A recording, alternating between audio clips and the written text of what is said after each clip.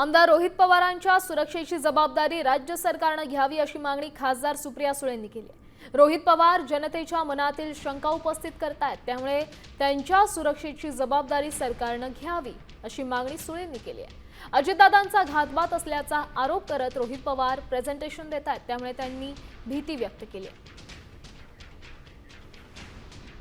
भीती मला वाटत नाही, पण माझ्या परिवाराला 100% त्या ठिकाणी भीती वाटते।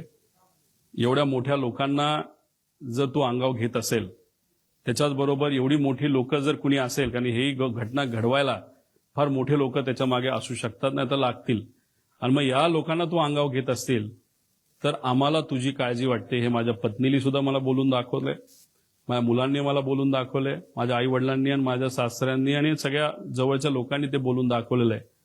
पण आपण नाही लढणार तर कोण लढणार?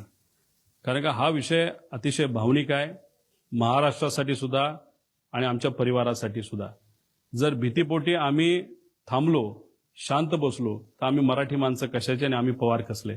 अर्थातच मला रोहितची काळजीच वाटते, कारण का रोहित अनेक मुद्दे मांडतोय आणि प्रसार माध्यमातून, वर्तमानपत्रातून आणि अनेक समाजातल्या लोकांकडून सातत्याने रोहितबद्दल किंवा ज्या रोहित भावना मांडतोय, जे फॅक्ट्स, नुसत्या भावना नाही, तो फॅक्ट्स देखील मांडतोय, डेटा दाखवतोय, त्याच्यामुळे अनेक लोकांना त्याची काळजी वाटते। प्रसार माध्यम असतील, वर्तमानपत्र असतील आणि समाजातले अनेक लोक असतील।